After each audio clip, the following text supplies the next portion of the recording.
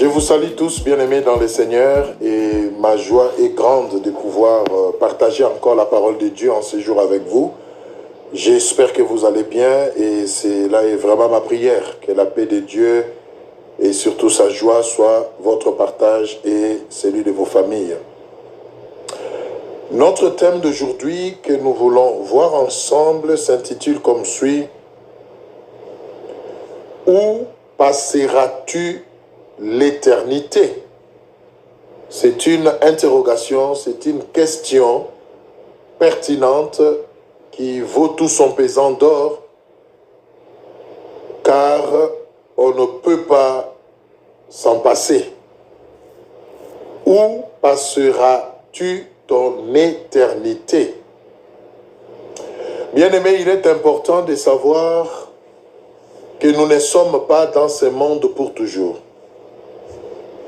Qu'on le veuille ou pas, demain ou après-demain, si pas aujourd'hui même, à n'importe quelle heure, nous pouvons quitter ce monde. Mais malheureusement, très souvent, on ne s'arrête pas pour s'interroger. Après ce monde, qu'adviendra-t-il? Et l'ennemi s'est arrangé pour que les gens développent beaucoup de théories autour de l'au-delà. Il y en a qui disent qu'après la mort sur la terre, tout s'arrête. Donc il n'y a plus rien, on s'oublie, on ne se reconnaît plus et tout s'arrête là. Il y en a qui disent, après la mort, il y a une transition qu'on appelle purgatoire, où vous devez aller dans un autre monde pour payer tout ce que vous avez fait de mal, vous racheter, et puis après entrer au ciel. Il y en a qui disent aussi qu'après la mort, il y aura une deuxième vie. C'est-à-dire vous reviendrez d'une autre manière, ou d'une autre, à nouveau sur la terre, pour vivre à nouveau sous une autre forme. Et c'est ce qu'ils appellent la réincarnation. Mais moi, aujourd'hui, j'aimerais qu'avec un peu d'humilité et d'honnêteté dans nos cœurs, que nous puissions considérer le point de vue de celui qui a créé les cieux et la terre, c'est-à-dire le Dieu suprême, qui détient l'univers dans sa main et qui a le contrôle des temps et des circonstances. Qu'est-ce que lui pense de ce que nous deviendrons après la mort? C'est important. Ce qui reste vrai, c'est que personne ne peut échapper à cette réalité qui est la mort. J'aimerais vous le rappeler, que vous le vouliez ou pas, vous partirez un jour. Vous aurez peut-être fait mieux de ne pas naître. Or, cela n'a pas été à votre pouvoir. Vous vous êtes seulement rendu compte que vous êtes né et que vous vivez sur la terre. Et de la même manière, bien-aimés, peu importe ce que vous êtes, grand ou petit, riche ou pauvre, intelligent ou analphabète, insensé, croyez-moi, vous allez quitter cette terre. Donc il est important, au lieu de s'arranger pour ignorer cela, pour faire semblant, moi je crois que la sagesse, c'est de considérer la chose, l'analyser et se poser des questions nécessaires. Où passeras-tu ton éternité? L'éternité existe. La première vérité que nous devons savoir, nous allons démontrer ça dans la parole de Dieu, mais la première vérité que nous devons savoir à ce niveau, c'est que l'éternité existe.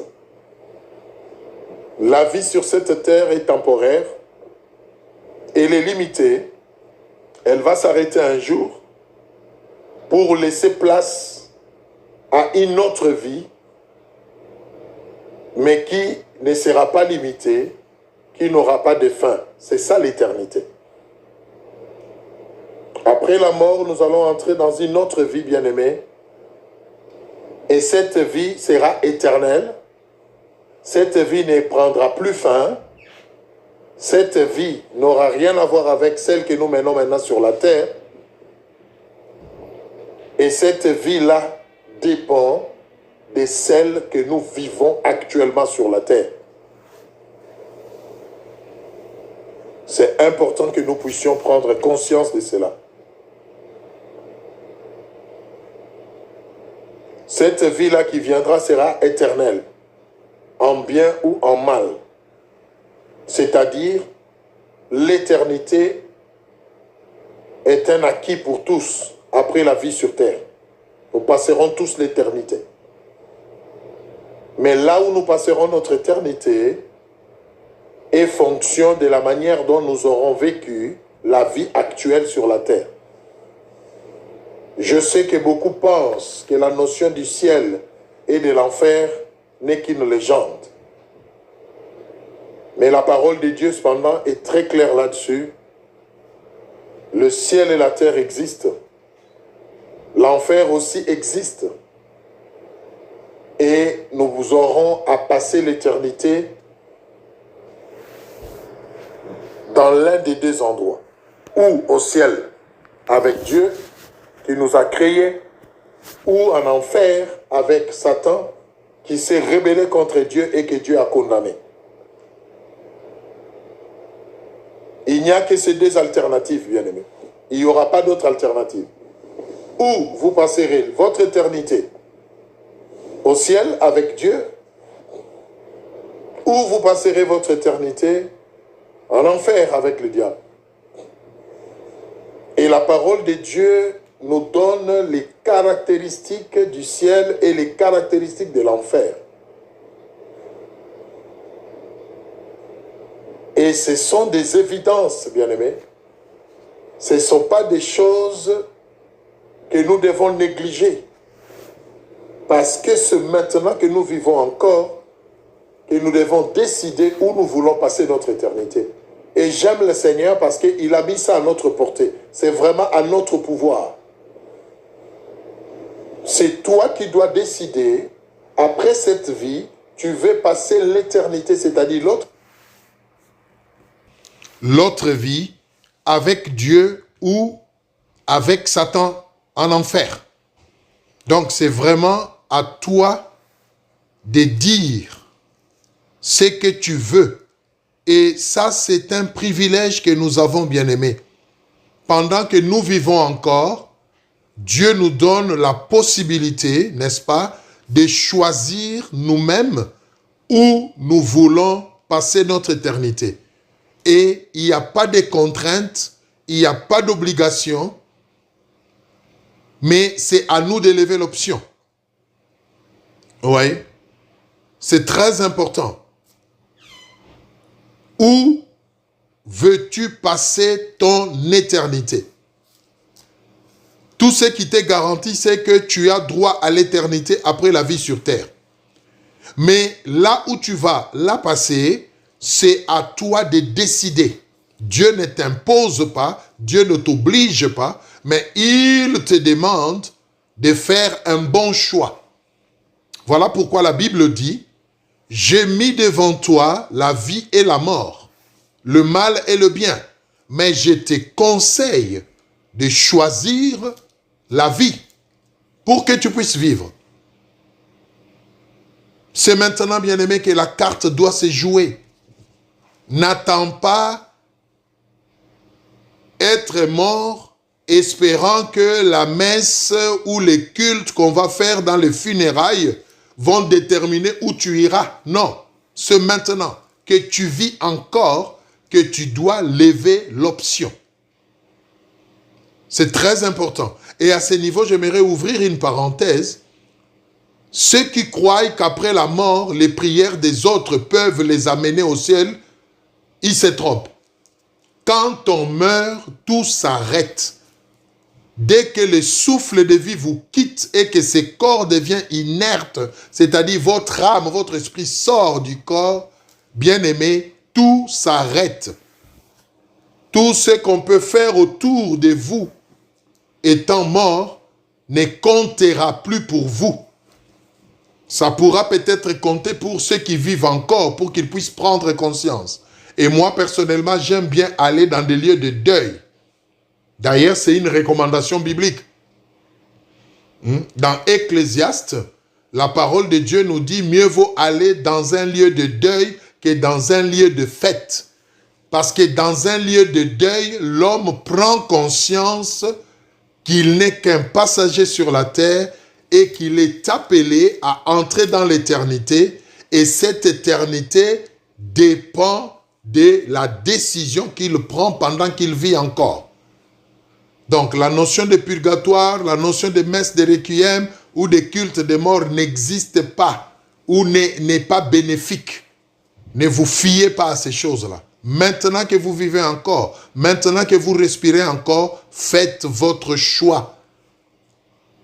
Vous voulez passer l'éternité avec Dieu, le choix est clair. La parole de Dieu déclare, il n'y a qu'un seul nom qui nous a été donné par lequel nous pouvons être sauvés. C'est Jésus-Christ. Et Jésus a dit, je suis le chemin, la vérité et la vie. Quand nous allons dans 1 Jean 5, à partir du verset 17 jusqu'au 20e ou 21e, la parole de Dieu est claire. Vous avez la vie éternelle, vous qui avez reçu le Fils de Dieu, lui le Dieu véritable. Vous voyez? C'est vraiment un choix qu'il faut faire. C'est très important. Et ce choix, je le répète, c'est maintenant qu'il faut le faire. N'attendez pas mourir, n'attendez pas même une messe de requiem, n'attendez pas un culte de mort, non. Moi, j'aime prêcher dans les cas de deuil, mais pas pour la personne qui est partie, mais pour nous qui sommes restés, pour que nous puissions nous rappeler que de la même manière que cette personne-là est partie, nous aussi un jour nous partirons et que nous avons le privilège de vivre encore pour réajuster notre marche. C'est ça l'importance d'aller dans un deuil. C'est-à-dire, on prend conscience, on se rappelle qu'on n'est qu'une fleur qui brille pendant un temps, qui attire pendant un temps, mais après va faner. C'est ça la vie sur terre, bien-aimés. Nous passons comme de l'air, comme de vent. Mais là où nous allons, nous avons le pouvoir aujourd'hui de décider. Et j'aimerais ouvrir une parenthèse aujourd'hui. Vraiment, je vous invite à prendre cette décision. La vie éternelle avec Dieu est en Jésus-Christ. Et c'est lui la vie éternelle. La parole de Dieu nous le dit. Et j'aime encore ce que la parole précise. Il dit, c'est lui qui a le Fils a la vie. C'est lui qui n'a pas le Fils de Dieu, n'a pas la vie. C'est écrit, noir et blanc dans la parole de Dieu. Donc je vous exhorte, vous tous qui n'avez pas encore reçu Jésus-Christ comme Seigneur et Sauveur, je vous en supplie, vous avez encore le temps, vous avez encore la possibilité de le faire et ce n'est pas compliqué. Il n'y a pas de profil, il n'y a pas un CV à écrire, il n'y a pas de critères à remplir, c'est juste croire dans votre cœur. Romains 10, 9 à 10 nous aide à recevoir la vie éternelle qui est Jésus-Christ. Si tu confesses de ta bouche que Jésus-Christ est Seigneur et si tu crois dans ton cœur qu'il est ressuscité des morts, tu seras sauvé. Car c'est en confessant de la bouche qu'on parvient au salut et c'est en croyant dans le cœur qu'on obtient la justice. C'est simple, bien-aimé. Il n'y a pas de critères, il n'y a pas un prix à payer si ce n'est votre cœur. Et quand nous prenons Apocalypse 3, 20, la parole de Dieu là aussi est claire. Dieu dit, voici je me tiens à la porte et je frappe. Si quelqu'un entend ma voix, n'est-ce pas, ouvre la porte, j'entrerai. Je mangerai avec lui et il mangera avec moi. Je deviendrai son Dieu et il deviendra mon fils, mon enfant. Vous voyez? Donc, cela est à notre portée. C'est à nous de le faire ou pas. Et la parole de Dieu nous dit encore, aujourd'hui, si vous entendez ma voix, n'endurcissez pas votre cœur. Parce que vous ne savez pas ce qui va vous arriver demain. Ce que vous pouvez faire aujourd'hui, ne le remettez pas au lendemain, parce que le lendemain ne vous appartient pas et vous ne savez même pas de quoi il sera fait. Donc, ce qui est à vous, c'est 7 secondes, c'est 7 minutes qui vous est donné maintenant. Saisissez-la, bien-aimés, choisissez de passer l'éternité avec Dieu en acceptant Jésus-Christ comme Seigneur et Sauveur. C'est très important. Ne continuez pas à vous endurcir. Ne continuez pas à rester dans l'incrédulité, à vous frapper la poitrine. Moi, je suis athée, moi, je ne crois en rien, Dieu n'existe pas. Bien-aimé, un jour, toutes ces déclarations vont vous rattraper parce qu'on vous mettra un film devant vous et vous vous verrez. La Bible dit ce jour-là, toutes les nations vont s'assembler devant le Seigneur. Alléluia. Oh, alléluia. Et les livres seront ouverts. Et chacun verra comment il a vécu sa vie sur terre. Donc, vous qui vous croyez intelligent en refusant la grâce de Dieu, en déclarant que vous êtes athée, Dieu n'existe pas. Vous vous verrez ces jours-là devant lui en train de le renier. Et vous n'aurez même pas d'excuses. Mais maintenant que vous vivez encore, la grâce vous est encore tendue. La grâce vous est encore ouverte. Acceptez Jésus-Christ comme Seigneur et Sauveur et obtenez cette assurance de passer votre éternité avec Dieu dans les ciels. Mais si vous choisissez de vivre selon ce monde, selon la philosophie de ce monde, selon les doctrines de ce monde, des hommes, alors assumez-vous et sachez où vous allez passer votre éternité. Ce n'est pas une légende, bien-aimé. L'enfer existe. L'enfer existe. Nous allons prendre un cas d'illustration dans la parole de Dieu, n'est-ce pas? Pour voir comment est-ce que la parole de Dieu nous illustre la notion du ciel au travers du sein d'Abraham, comme la Bible l'appelle, et de l'enfer au travers de l'abîme, comme la Bible l'appelle. Et ma prière est que vraiment, après cette lecture, par la grâce de Dieu, chacun puisse être interpellé dans son cœur et faire les bons choix. Faire les bons choix, c'est-à-dire choisir l'éternité avec Dieu par Jésus-Christ. Alors, nous allons prendre notre passage dans Luc 16. Nous allons lire donc Luc 16, du 19e verset au 31e verset. C'est un long texte que je vais lire calmement. Et je vous prie vraiment d'être attentif et que l'Esprit de Dieu, le meilleur enseignant, puisse parler à votre cœur. Surtout vous qui reniez Dieu. Puisse le Seigneur vraiment, par ces passages, parler à votre cœur. Luc 16, 19 à 31. Je vous laisse trouver et nous lisons. Il y avait un homme riche qui était vêtu de pourpre et de fin lin et qui chaque jour menait joyeuse et brillante vie.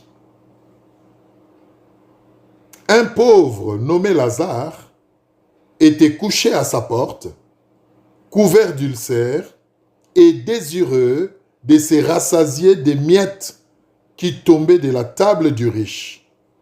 Et même le chien venait encore lécher ses ulcères, ses plaies donc. Le pauvre mourut, et il fut porté par les anges dans le sein d'Abraham. Le sein d'Abraham ici présage l'éternité avec Dieu, donc le ciel. Le riche mourut aussi, et il fut enseveli. Dans le séjour de mort, il leva les yeux, et tandis qu'il était en proie au tourment, il vit de loin Abraham et Lazare dans son sein. Il s'écria, « Père Abraham, aie pitié de moi et envoie Lazare pour qu'il trempe le bout de son doigt dans l'eau et me rafraîchisse la langue, car je souffre cruellement dans cette flamme. Arrêtons-nous un peu là. On nous parle d'une histoire ici, bien-aimés, qui illustre vraiment très bien la notion du ciel et de l'enfer, la notion du paradis et de l'enfer, qui sont ici représentés par le sein d'Abraham. Le temps nous fait défaut pour entrer en profondeur. Le sein d'Abraham et l'abîme, comme nous verrons. On nous parle de deux situations. Un riche d'une part et d'un pauvre de l'autre. Le riche qui a vécu pleinement sa vie sur la terre, en donnant à son cœur tout ce qu'il voulait parce qu'il en avait la possibilité, mais qui a négligé une chose importante, c'est-à-dire choisir où il devait passer son éternité après cette vie sur terre. Et d'autre part, on nous parle de Lazare, qui lui n'a pas eu vraiment de chance d'émerger sur cette terre, mais qui a quand même eu la prudence de préparer son éternité malgré sa pauvreté. La Bible dit, il mangeait des miettes qui tombaient de la table du riche. Mais dans son cœur, il avait cru en Dieu et il acceptait sa situation, espérant la vie éternelle qui sera mieux avec le Seigneur. Et un jour, tous les deux moururent. Et ici, si on nous en parle, c'est juste pour nous dire, parce que contrairement à ce que les gens croient, et ici j'aimerais vraiment préciser les choses,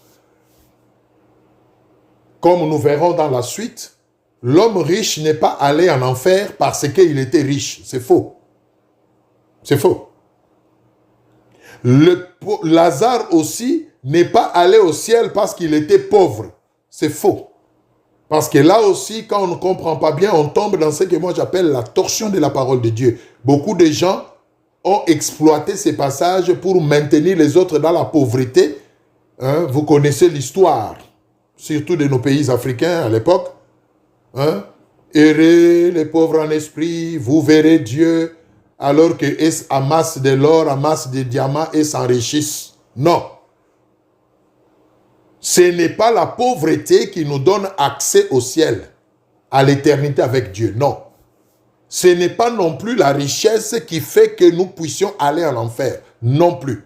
Ce n'est ni la richesse, ni la pauvreté qui détermine la donne, mais c'est le choix que nous faisons. Le riche était riche, il vivait sa vie pompeuse sur la terre et il s'est contenté de ces plaisirs-là. Il n'a pas pensé à préparer son éternité. Et voilà pourquoi il s'est retrouvé en enfer, dans le lieu de tourment. Lazare était pauvre, il n'a pas pu émerger dans la vie sur terre, c'est vrai, mais il a eu la présence d'esprit de confier sa vie malgré ses souffrances, malgré sa pauvreté, à Dieu. Et cela a fait qu'il soit sauvé et aller au ciel. Donc, c'est la foi du pauvre Lazare qui l'a amené dans le sein d'Abraham. Ce n'est pas sa pauvreté. C'est le manque de foi en Dieu du riche qui l'a amené en enfer et non pas sa richesse. La richesse n'est pas une mauvaise chose. Dieu n'est pas contre la richesse, croyez-moi. Si vous pouvez vous enrichir honnêtement, avec une conscience tranquille, ne vous gênez pas, foncez, enrichissez-vous, jouissez de ça, mais ne perdez pas de vue qu'un jour vous allez abandonner toutes ces richesses. Alors, de la même manière que vous vous enrichissez sur la terre, cherchez aussi à vous enrichir pour la vie éternelle, c'est-à-dire accepter Jésus-Christ comme Seigneur et Sauveur, c'est-à-dire croyez en Dieu, marchez avec Dieu. C'est ça qui détermine la donne. Là, j'aimerais vraiment que les choses soient bien claires. Parce qu'on a entendu les gens dire, donc ça ne vaut pas la peine de s'enrichir sur cette terre. Les gens croisent les bras, tombent dans la paresse, ils ne font plus rien, non. Nous attendons seulement l'éternité au ciel. Non, non, non, non, non. Ce n'est pas la pauvreté ou la misère qui nous introduit au ciel, c'est la foi en Dieu. Il y en a aussi qui vont repousser les occasions qui leur sont données de devenir riches en disant non, la richesse est un péché et tout ça. Non, non, non, non, non, non, non, ce n'est pas non plus la richesse qui va nous amener en enfer, non. C'est très important qu'on précise ces choses. Alors, ce qui nous intéresse ici, c'est le dénominateur commun entre les riches et les pauvres. L'un était riche, mais cela ne l'a pas empêché de mourir. L'autre était pauvre, et cela ne l'a pas empêché non plus de mourir. Tous les deux sont morts parce que la vie sur terre devait s'arrêter. Mais au-delà de la vie sur terre, c'est là où les choses ont pris une autre tournure. Le pauvre, parce qu'il avait cru en Dieu, il est allé dans les repos, dans les seins d'Abraham. Alors que le riche, qui n'a pas eu le temps de se souvenir de Dieu pendant qu'il vivait, il a eu juste le temps de s'amuser, il s'est retrouvé dans les tourments. La parole de Dieu est claire, il s'est retrouvé dans les tourments. Et en regardant de loin, il voit Lazare, le pauvre avec qui il était sur la terre et qui venait manger les miettes qui tombaient de sa table. Il le voit dans la joie, il le voit épanoui dans les seins d'Abraham. Alléluia. Je suis sûr que quand les riches regardaient Lazare, ils ne voyaient même plus ses ulcères. Lazare rayonnait, Lazare avait bonne mine, Lazare souriait, alors que lui, là où il était, en enfer, la Bible dit c'est un lieu de tourment. Il souffrait, il avait soif, il n'avait pas à boire. Il avait faim, il n'avait pas à manger. Bien aimé, l'enfer est un lieu de tourment. C'est un lieu cruel. Vous avez mal, mais vous ne mourrez pas. Vous vous donnez la mort, mais vous ne mourrez pas parce que vous êtes déjà mort. La mort n'existera plus au-delà. Mais vous souffrez, vous ressentez la douleur. Les riches regardent, ils crient, Père Abraham, je vois Lazare à côté là. Demande-lui de venir. Alléluia. Mais donnez à boire, qu'il trempe ne fût-ce que son doigt dans l'eau pour me mettre sur ma langue. Je suis en train de crever de soif cruellement. Je souffre dans ce lieu. Vous voyez? L'enfer existe, bien-aimé. Ah oui, il existe. Continuons notre lecture. Verset 25. Écoutez maintenant comment est-ce que le père Abraham, qui représente Dieu ici, répond aux riches. Et je prie que cela soit une interpellation pour nous tous. Surtout pour nous ou pour ceux qui repoussent Dieu. Écoutez. Le verset 25. Abraham répondit, « Mon enfant, souviens-toi que tu as reçu tes biens pendant ta vie et que Lazare a eu les maux pendant la sienne. Maintenant, il est ici consolé et toi, tu souffres. D'ailleurs, il y a entre nous et vous un grand abîme, afin que ceux qui voudraient passer d'ici vers vous ou de là vers nous ne puissent le faire. Arrêtons-nous encore là. Oh, c'est beau la parole de Dieu. Le père Abraham rappelle aux riches, tu t'es réjoui sur la terre, tu avais tout ce que tu voulais et tu croyais que cela te rendait éternel. Tu ne t'es pas soucié de me chercher. Tu ne t'es pas soucié de croire en moi, ton Créateur. Tu t'es mis au centre de ta vie. Tu étais le maître de ta vie, entre guillemets. Tu croyais que ta destinée t'appartenait. Tu as fait de ta vie ce que tu voulais. Mais regarde là où tu as fini. Alors que Lazare souffrait, c'est vrai. Lazare était dans le tourment, c'est vrai. Il manquait de tout sur la terre, c'est vrai. Mais dans son cœur, il avait cru en moi. Et voilà maintenant, il est en train de se réjouir. Oh bien-aimé, je vais ouvrir à nouveau une parenthèse ici. Vous qui ignorez Dieu parce que vous menez une vie entre guillemets pompeuse, sachez qu'un jour, ça s'arrêtera. J'entends les gens dire, c'est ma vie. J'en fais ce que je veux. C'est une grosse erreur. Ce n'est pas votre vie. Il y a quelqu'un qui vous l'a donné. La preuve, Si vous êtes honnête, vous n'avez pas demandé de naître. Quand vous dormez, vous vous réveillez, ce n'est pas parce que vous le méritez. Il y a quelqu'un qui renouvelle son souffle de vie en vous. Et c'est Dieu. Mais quand vous ne reconnaissez pas ce Dieu, quand vous ne le placez pas au centre de votre vie, attendez-vous à vivre ce que les riches dont on nous parle ici avec eux. Et d'autre part, vous qui souffrez, vous qui estimez que vous êtes malheureux sur cette terre, vous qui enviez les autres, j'ai prié Dieu, mais rien ne marche. J'ai prié Dieu, mais je suis toujours malade. J'ai prié Dieu, mais rien ne marche. Bien-aimé, laissez-moi vous encourager à la persévérance. Persévérez, parce que vous avez déjà quelque chose de plus grand, c'est-à-dire Dieu en vous. C'est l'espérance de la vie éternelle. Même si vous manquez de tout ici-bas, que cela ne vous choque pas au point où vous allez renier Dieu. Non. Vous avez votre récompense qui vous attend au ciel. Persévérez, endurez. Ne faites rien de mal. Ne vous compromettez pas dans le mal pour gagner ce monde. La Bible dit que servirait-il à un homme de gagner le monde entier s'il perdait son âme? Lazare s'est contenté de sa misère. Il n'arrivait pas à s'en sortir, mais il a préservé son âme et voilà qu'il a eu sa récompense.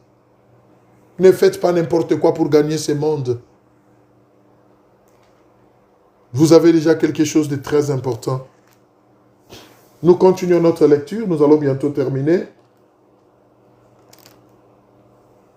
Et Abraham précise aux riches, il dit, même si par compassion, alléluia, même si par compassion, nous voulons t'aider, mais regarde bien, entre nous et vous, il y a un grand abîme. On ne peut même pas passer de l'autre côté. Et toi, même si tu voulais bien venir vers nous, même si on te disait, viens, tu ne pourras pas. Bien-aimé, tous ces jours pendant qu'on vit sur cette terre, quand on meurt, c'est fini. C'est fini.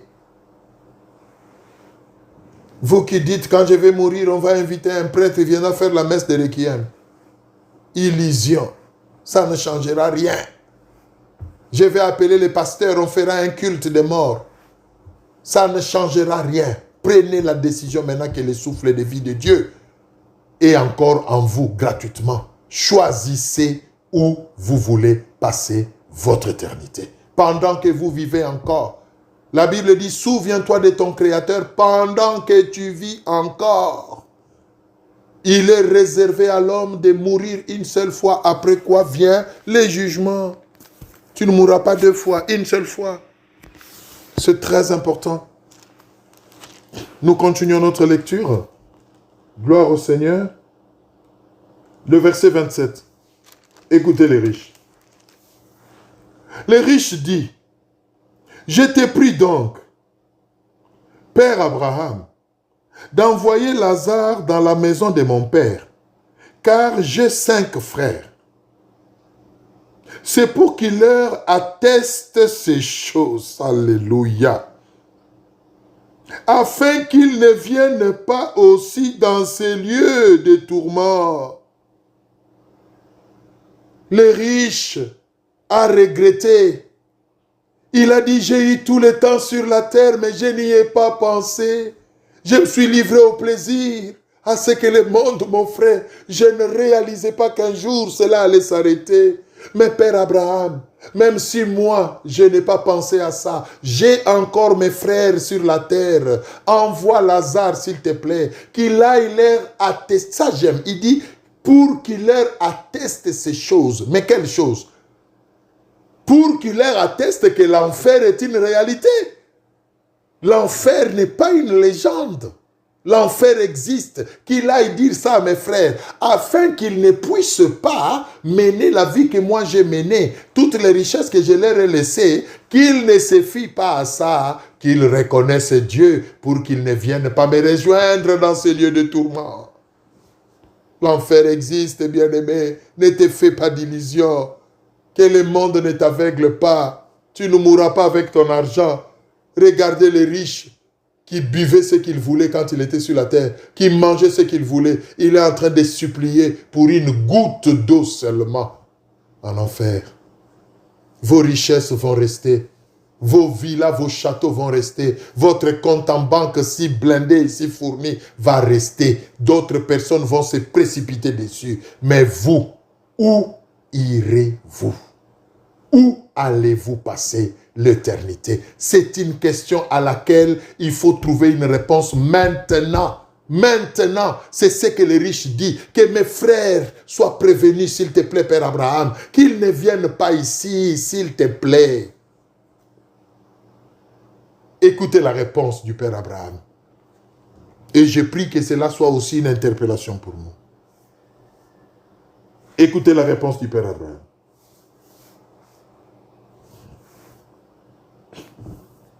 Le verset 29.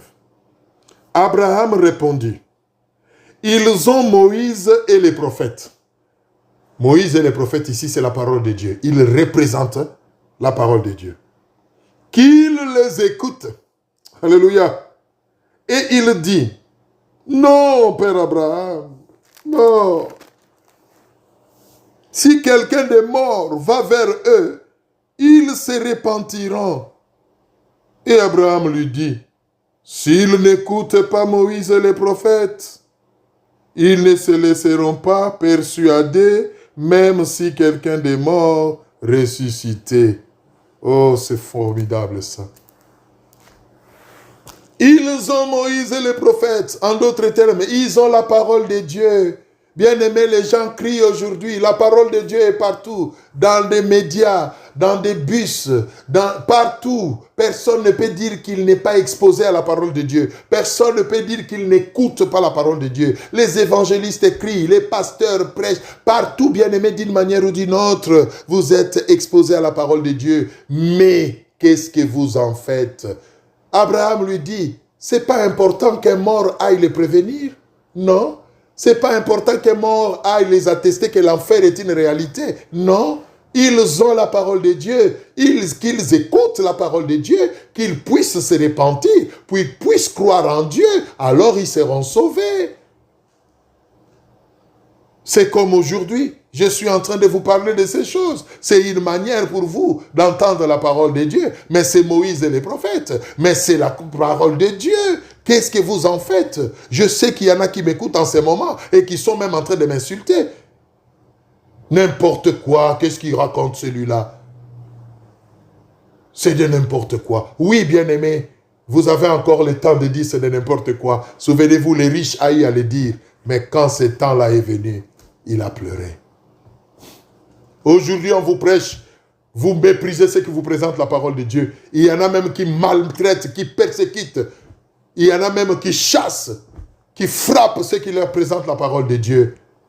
Mais sachez qu'un jour, vous aurez besoin de cette parole et vous ne la trouverez plus. Saisissez l'occasion.